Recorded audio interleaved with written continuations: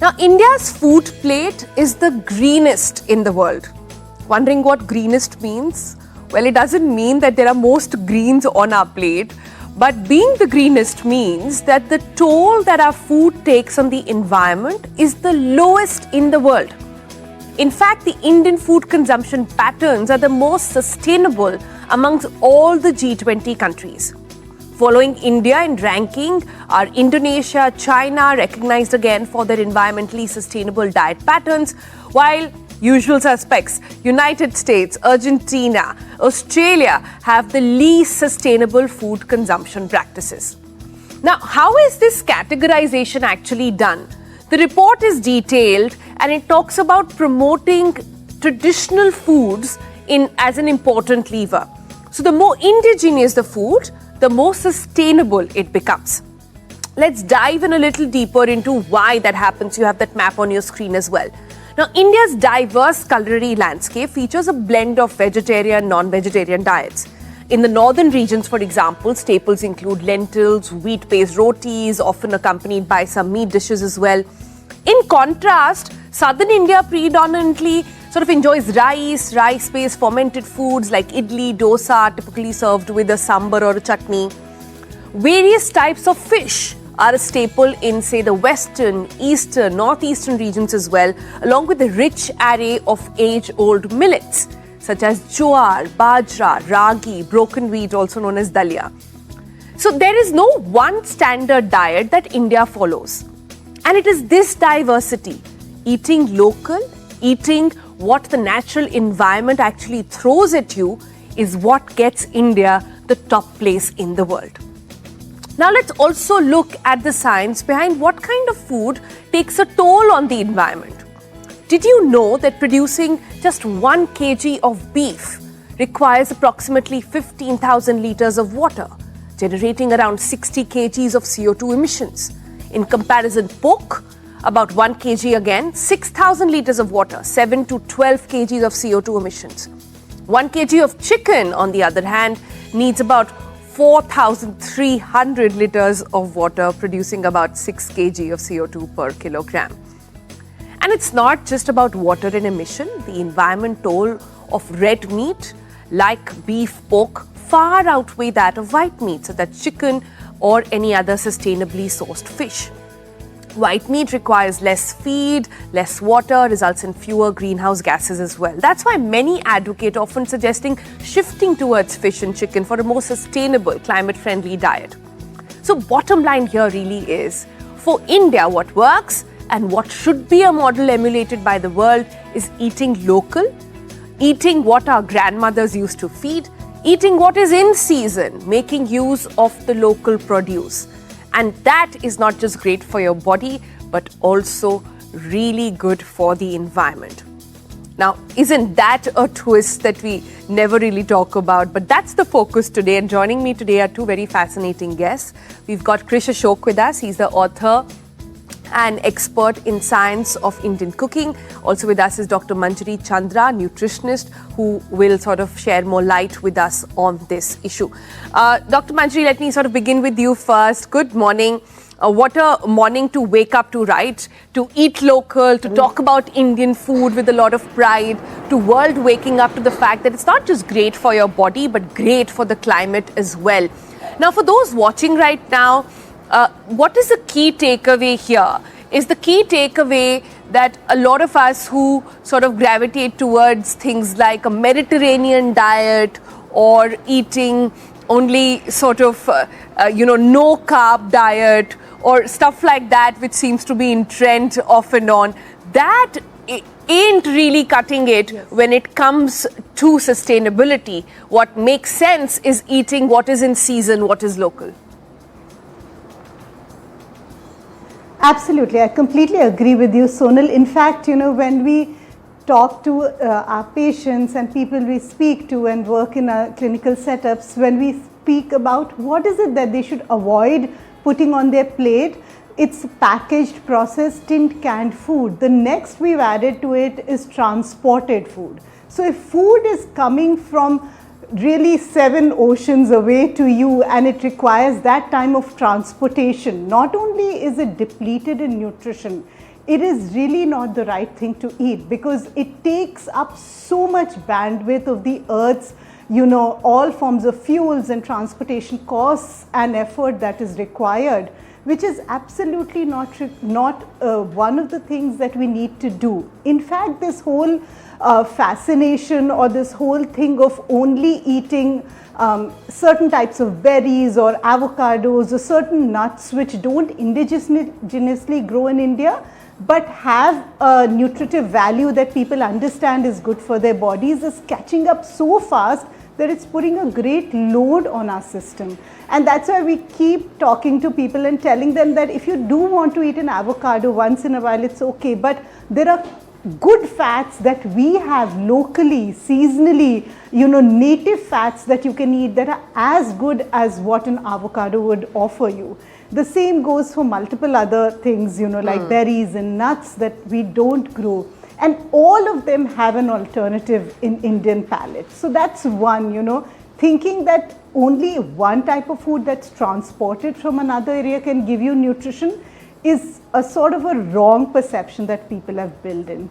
And one more thing that really contributes to how we eat more sustainably for the ecosystem and for the planet is that, it was ingrained into us that food is grown by the farmer. It comes to our plate with a lot of effort, and we take a lot of pride in not wasting or, putting anything away. We tend to repurpose, reuse, recycle all our food.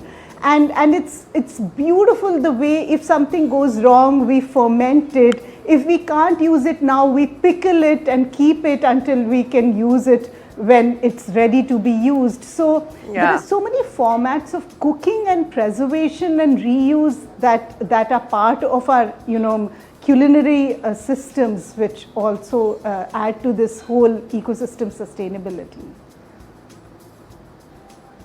Yeah, I think there is a lot of conventional wisdom in what earlier was done, which there was a wave where we kept sort of looking at the West for nutrition, for dietary habits, for a lot of things. And now we are in this phase where we are saying that, okay, let's come back to our roots. You don't, like you rightly said, you don't need an avocado, or you don't need asparagus as a great source of protein. There are great things which can be sourced within India that can really solve the problem for you. Because, and here I wanted to, Dr. Manjari, sort of draw in a parallel. A lot has been said about red meat, and what we hear from the other side then is that, hey, do you think, where are your avocados really coming from? Where are your asparaguses really coming from? They're also being flown halfway across the world. So the climate cost of these products is as bad perhaps as any of the red meats that we speak about. Yes. So absolutely, transportation is something that people have to start looking into, because if the food is being flown, as you said, across 7 continents and is reaching your plate, it's definitely not a sustainable way of eating, and not for the large population of the world. In India, what we grow indigenously and what is available, we have a fertile land, we have a land of rivers and fertile soil, and we have the capability to produce almost every form of crop and vegetable and fruit and nut and seed.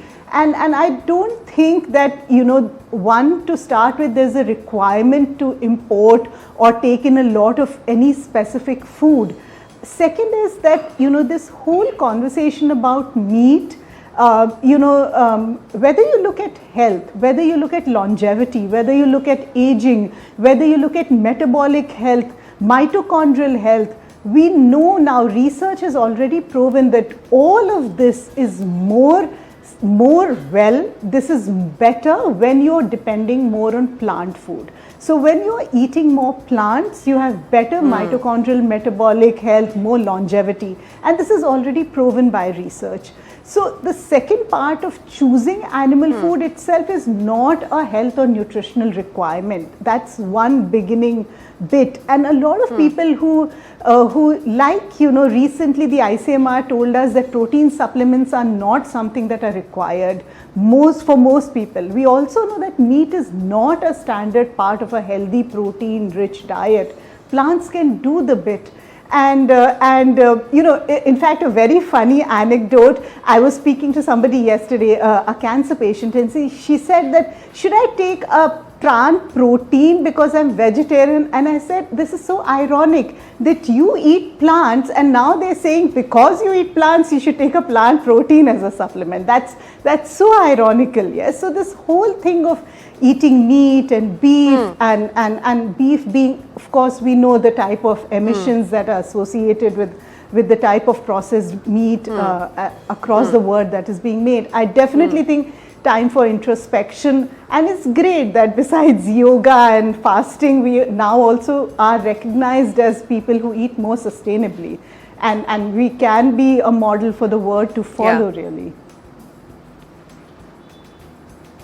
That's true. But I just want to point out here, and Krish Ashok is also with us, the details of the report are not saying that emulate what India is eating. The report says that eat locally whatever is present in your environment. Just because India is doing millets doesn't mean people sitting in US should start eating millets as well. What it says is that grow whatever the environment is throwing at you, and that is going to be the most sustainable bit as well. Krish, you have some anecdotes. Yes, actually, this is it's good that we are now recognizing the fact that there is circular, more sustainable agriculture, as well as more industrial scale agriculture. And one of the things I want to disagree with on this other point is also that it's not about that only plant agriculture is sustainable. You have to recognize it in India.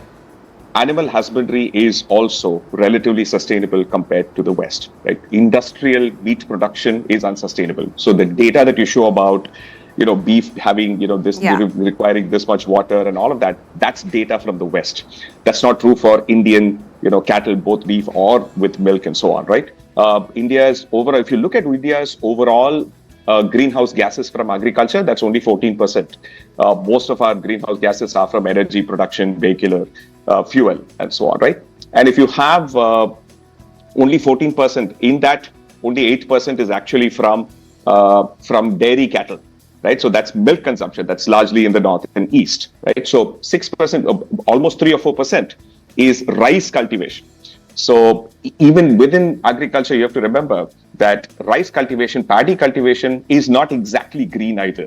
Right, so in India, if you look at it, poultry or eggs and so on don't even register. So because in India we do not consume per capita amount of protein that is actually necessary. So if you see, more than 75% of Indians are protein deficient, right?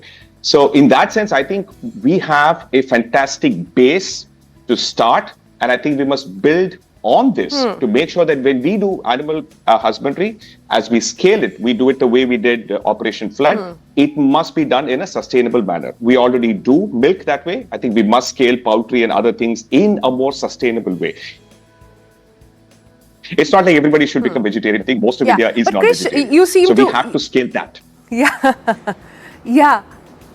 I'm glad you brought that up, because Dr. Manjari seems to be differing on this one. But Krish, talk to us about this then. I recently read a book by Novak Djokovic where he's talked about a diet of 21 days or 14 days that changed his life. He goes on to say in that book that his skill didn't make him number one, his diet made him number one in the world, and it's a completely plant-based diet.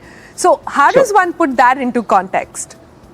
So for every one Novak Djokovic who is, say, vegan, plant-based and a fantastic athlete, I can name several million athletes who are not. So I don't think the anecdotal example of one super athlete should be lessons on how everyone should eat. Right? We all eat culturally what we grew up eating. If you grew up vegetarian, you can be healthy on that. If you grew up vegan, you can be healthy on that. If you grew up eating only meat, you can be healthy on that as well. Right? It's really about understanding where your food comes from, whether you can source it sustainably, and whether you eat in moderation and whether you exercise and so on. So the problem with taking health advice from celebrities and sportsmen is that they're already genetic freaks. They're already genetically gifted. So it's very hard to nail it down to only diet as being the only thing. The amount of hard work that Novak Djokovic did to get to where he is a bigger factor, in my opinion. Yeah. Manjari, I want you to sort of talk to us a little bit about what then should one look at if today somebody watching this show says that, okay, this makes a little bit sense, it's going to be more affordable on the pocket if I'm eating local and seasonal, it will be easier on the planet if it's local and seasonal, it's easier on my gut if it's local and seasonal. So what should one look at? Can you tell me the top 3 things if I'm going out to shop veggies and get my fruits this season that one should sort of be an identifier as? Yeah, that's a good one. But just to like put this in perspective, just a line here. What we eat is not just food, it's information for the body. It's our bioregulatory systems, our physiology is thriving on the food that we eat, and it's also genetic information, which means that how our genes turn on and off is also controlled by what we eat. For example, just a small example, the type of fat that you eat will change the gut microbiome. So there is something called short chain fatty acids that our gut microbiome make that allow us to stay healthy. Now this choice of fat, the more it is closer to what our ancestors ate, the more it genetically aligns with my body and creates the right type of genetic expression, which is whether the genes get on or off based on that food. So it's also important to understand that when we're choosing food, the more close it is to what we genetically grew up on, as the other panelist also mentioned, the easier it will be on your system, the more healthier it will be, and the more it will allow you to function in the most optimal manner. And to answer your questions, I think 3 quick takeaways when you go out shopping. One of the things that you should pick up when you pick up fruits is that local Fussu guava, that doesn't look really nice. It's not big, it's tiny, it's discolored, but it's locally produced. It's filled with antioxidants and vitamin C and phytochemicals.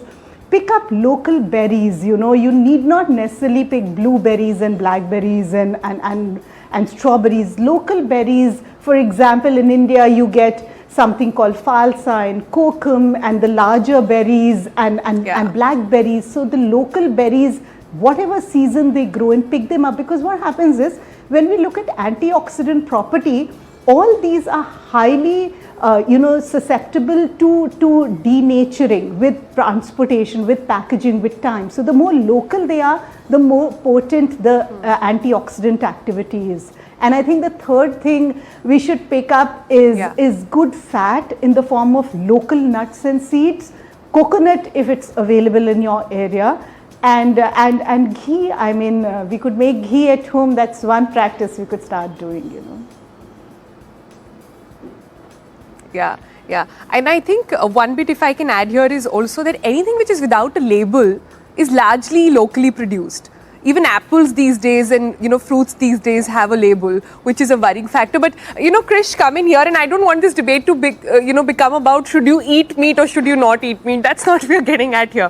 What we're trying to understand is that, okay, how do we ensure that our carbon footprint is low, and how do we sort of inculcate healthy eating habits, which seems to be sort of breaking out in metros at least. Like in Delhi and Bombay, one struggles to find out even what's local because everything is available throughout the year.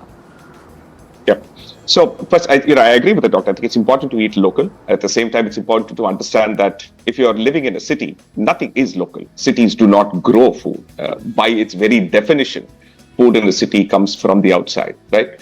So it has to come. So the issue is that if I'm living in Chennai and I'm eating potatoes, they are not local. Potatoes require colder climates to grow and so on. So we live in different times. So we do have to adapt a little bit to modern living. We all don't live in villages. So to that end, we cannot literally eat like our grandparents did and so on. But we must make an attempt. And to be honest, I also wanted to add that, like, for example, good fats, again, in the inclusive.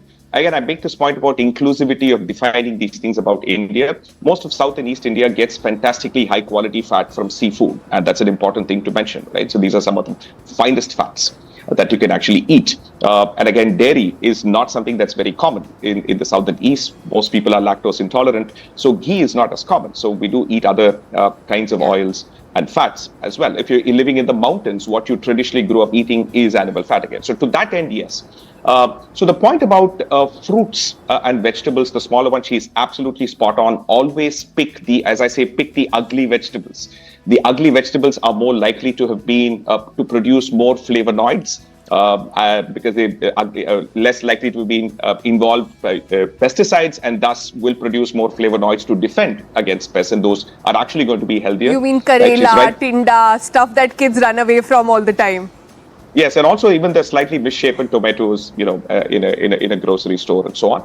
In fact, a lot of many of the Indian, like for example, amla, gram for gram, has more flavonoids and micronutrients than some of the expensive, Chilean blueberries and so on. So I think you don't have to go for the fancy stuff. A cauliflower is as healthy as a broccoli. I mean, you do not have to overthink these things. The more vegetables on your plate, I think that's an easier way to improve, rather than say that, no, I also have to buy only organic, I also have to buy only something like that. If you cannot afford it, and if you can just simply eat more vegetables, wash it well, and I think you'll be fine. I think it's really about the overarching balance of your diet and so on. Yeah. Krish, I'm glad you brought in the organic factor here, and this is something that a lot of people... Yeah, go ahead, Dr. Manjari. Yeah. No, just one thing, because he mentioned about, one of the things that we have to remember about fruits and vegetables is that the more beautiful and more structured and more shiny they look, the less healthier they are. In fact, if you remember when we were growing up, cauliflowers and ladyfingers would have bugs in them, like actual insects and little pests coming out of it. Today they don't have it because we're adding so much of insecticides and pesticides. So if you find a vegetable which is not so beautiful to look at, which is not so formed, which is discolored, which has a little bit of life thriving in it, it's definitely a better pick than what looks more beautiful on the exterior. Just wanted to add that to what Krish was saying. Absolutely. No, that's quite an eye opener, because I remember as a kid we would go out with our grandparents to pick up fruits and vegetables. They would smell the fruit, they would touch it, they could tell by just looking at the fruit how it was, and I think that entire charm has gone. But Krish, last question to you, and this is on the note of organic farming as well. So much thought is going in urban India today, in metros, to understand how clean our food is. And so much thought, people are constantly talking about good food and clean food being a luxury, and just knowing what you're putting inside your mouth being a luxury. Is there any identifier that you have that can tell us that the food is good without pesticides, or perhaps grown locally as well? So for starters, I think a lot of this information that people get from social media about clean eating and organic and all that, in my opinion, it's completely silly and overblown. I think people are trying to make people's lives complicated in the interest of making content. There is no evidence anywhere that shows that a consumption of enough amount of vegetables and fruits in your diet, that alone gets you all the benefits you need. The added advantage of only going pure organic and breaking your head over spending 3 times more to source it from a farm to table and all of that, that's rich people privileged stuff. It's fine if you feel like doing it for the planet because you want to encourage less use of inputs and so on, that's fine. But if you cannot afford it, you simply want to uncomplicate your life, this difference is very minimal, right? At the end of the day, we live in a country with 1.4 billion people, and you do need to grow a lot of vegetables. Only organic farming will absolutely not feed the country. But again, it's about sensible. If you look at it again, one more point about India, we are some of the some of the smallest amount of pesticides per hectare of land amongst most large countries, right? Just take a look at the data for, say, Brazil or US and others. We also use less pesticide. And yet the fear around pesticides is much larger. But it's really important we wash our vegetables. Again, as I said, buy it from someone, buy it from the fellow who comes to your home, right? You reduce the carbon footprint. Wash your vegetables, as the doctor said, buy the smaller, uglier, misshapen looking vegetables and fruits. And I think you'll largely be fine, right? So eating more vegetables is far more important than trying to figure out whether you're eating like clean and all of that. Yeah, when Krish says that don't believe everything on social media, one has to sort of take that up, right? Because he's such a person, so popular on social media as well. Dr. Manjari, Krish Ashok, thank you so much both for joining us on this very fascinating discussion. So what have we taken away from all of this? We've taken away eating ugly vegetables, eating disformed fruits, and also ensuring that what you eat is not just great on the plate, but helps the planet as well. Now, that's something that's a good morning to sort of wake up to. On that note,